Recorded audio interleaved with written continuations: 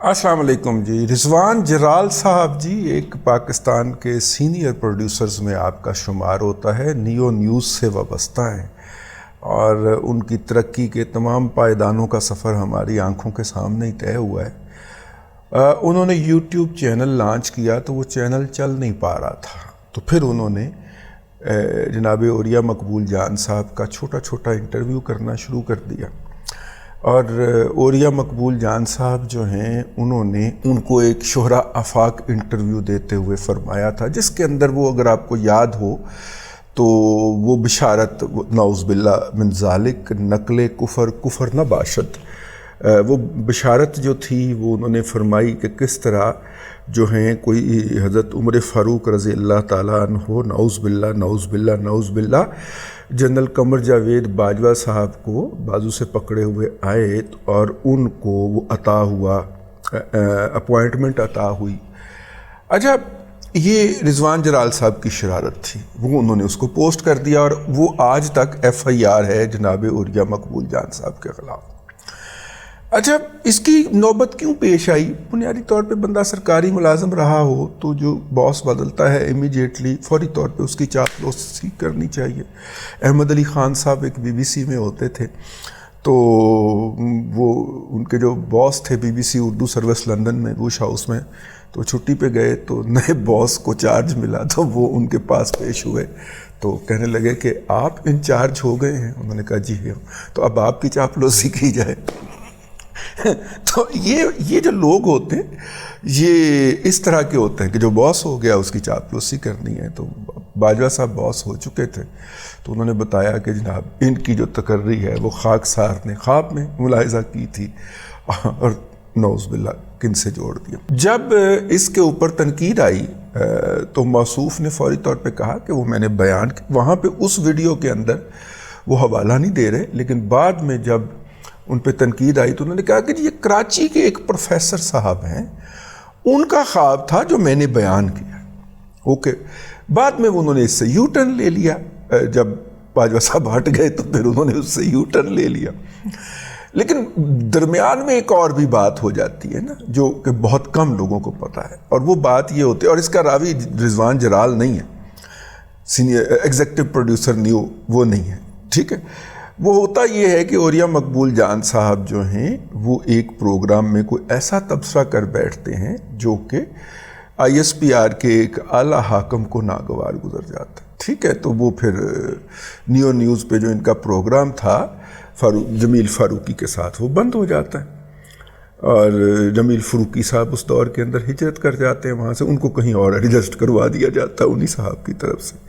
پھر عوریہ مقبول جان صاحب جو ہے نا وہ پھر نئی بشارتیں گھڑتے ہیں، اور وہ بشارتیں مطلب یہ والی بشارت وہ انہوں نے تب گھڑی تھی، تو وہ بشارت گھڑ کے جو میں نے پہلے بیان کر دی ہے نا، ہاں یہ والی بشارت انہوں نے، اس کا پس منظر یہ تھا. پھر انہوں نے گھڑ کے اس پہ کالم بھی لکھا تھا انہوں نے، پھر وہ کالم اور یہ والا جو کلپ جو تھا یہ پھر پیش کیا گیا باجوہ صاحب کو. تو باجوہ صاحب نے ان افسر کو ISPR کے جو اعلیٰ افسر تھے ان کو کہا یار جانتی کر یار معافی دے دے اس کو. تو پھر پروگرام بحال ہو گیا تھا ان کا.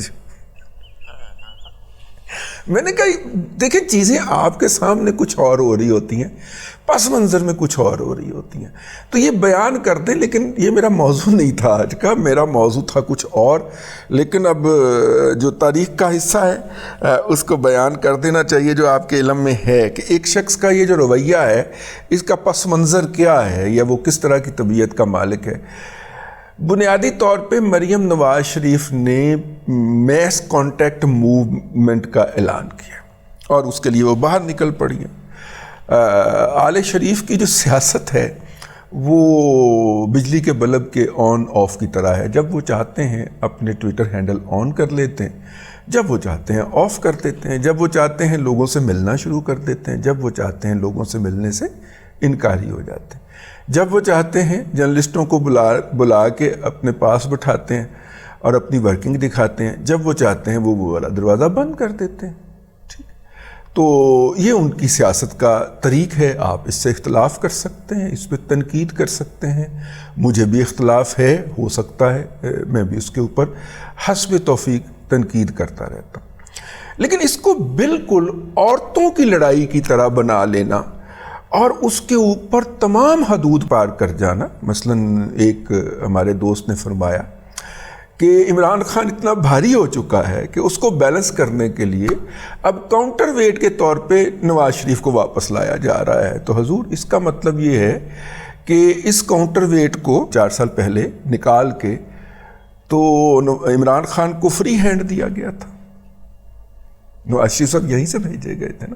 تو اگر آپ کی فلسفی یا آپ کا آرگومنٹ قبول کر لیا جائے تو اس وقت عمران احمد خان نیازی چونکہ لاڈلا تھا تو اس کو ٹوٹل فری ہینڈ دینے کے لیے کاؤنٹر ویٹ بھی ہٹا دیا گیا. پھر یہ بھی بات ماننی پڑے گی ساتھ میں اگر کاؤنٹر ویٹ والا آرگومنٹ مان لیا جائے تو. لیکن فکرہ بازی ہوتی ہے سوشل میڈیا کے اوپر اور فکرہ بازی کر کے پوائنٹ سکور کیے جاتے ہیں. اس لیے میں اس کے اوپر ڈیٹیل میں زیادہ سے نہیں جا رہا. پی ایم ایل این کی سیاست ہے, اس نے 15 ماہ حکومت کی ہے انڈائریکٹلی اتحادیوں کے ساتھ مل کے. اب اس سے نجات حاصل کر کے اس دوران نواز شریف کے جانے کے بعد سے لے کے اور مریم نواز شریف کے اس میس کانٹیکٹ موومنٹ تک اس دوران پی ایم ایل این نے کبھی, بھلے وہ حکومت میں تھی 15 ماہ کے لیے یا نہیں تھی, اس سے پہلے اپوزیشن میں تھی, انہوں نے یہ کبھی ضرورت محسوس نہیں کی کہ پارٹی کا کوئی انفراسٹرکچر ہونا چاہیے.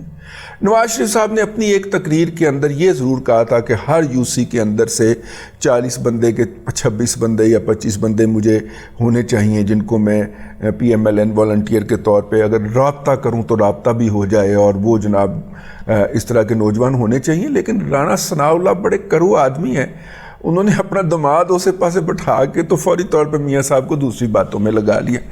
اس لیے گراس روٹ لیول کے اوپر ان کی کوئی موجودگی جو ہے, آرگنائزڈ موجودگی, ووٹر تو موجود ہے, سپورٹر بھی موجود ہے, ہو سکتا ہے جان دینے والے بھی موجود ہوں, لیکن ان کو کسی ایک لڑی میں پرونا یا ان کے لیے ایک کوئی آرگنائزیشن قائم کرنا جو ہے وہ اس کی زحمت انہوں نے کبھی گوارا نہیں کی. اس کا یہ مطلب نہیں کہ کسی اور کی جو ہے وہ لڑیاں موجود ہیں یا کسی کی آرگنائزیشن موجود ہیں.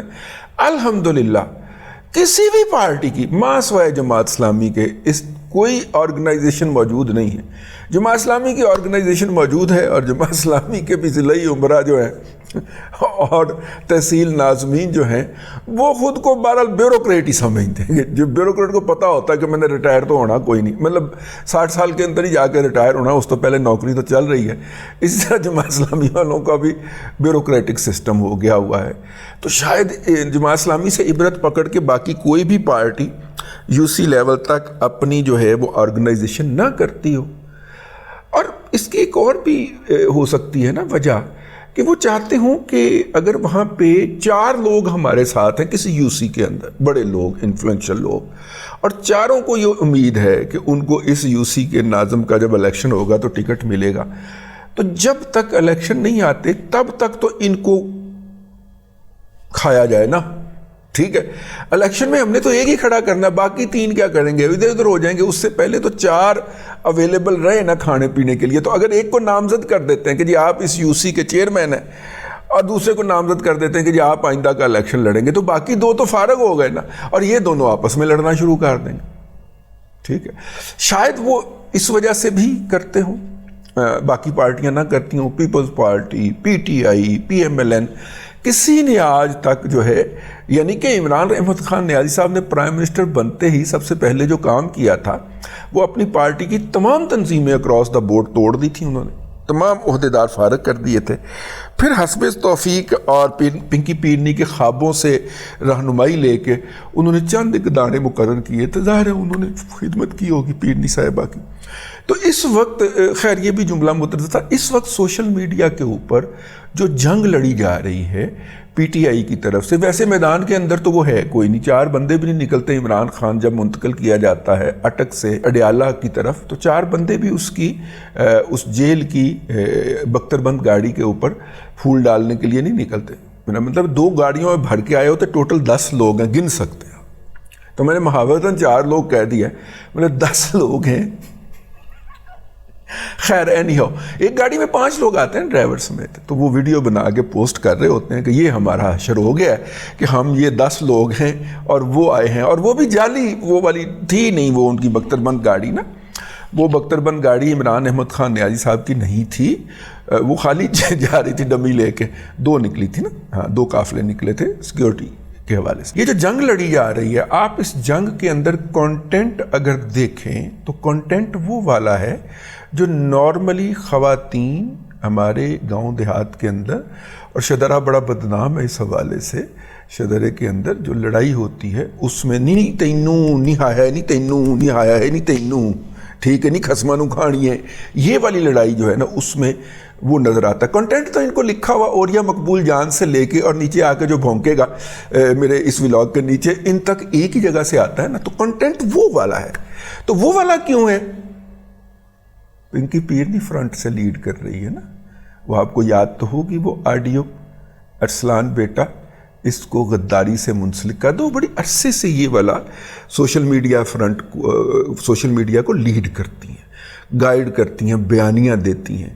رنڈی ان منڈی، یعنی وہ جو گئی تھی خاتون اپنا مریم نواز شریف صاحبہ منڈی بہاؤدین گئی تھی، تو یہ والا ٹرینڈ محترمہ نے عنایت فرمایا تھا۔ میں آج آپ کو پوری ذمہ داری کے ساتھ بتا رہا ہوں، ہمارے اسٹوڈنٹ ہر طرف گھسے ہوئے، تو وہ کبھی کبھار جو ہے وہ فون کے اوپر اور آ جائیں یا ملنے ملانے کبھی سلام کرنے آ جائیں، تو وہ پھر ہم ان سے بڑے میسنے بن کے باتیں پوچھ لیتے، اچھا پھر کیا چل رہا ہے؟ تو پھر ایک اسٹوڈنٹ کے منہ سے نکل گیا کہ سر یہ تو ٹرینڈ ادھر سے آیا تھا۔ میں نے کہا تمہیں شرم نہیں آئی یہ ٹرینڈ بناتے ہو؟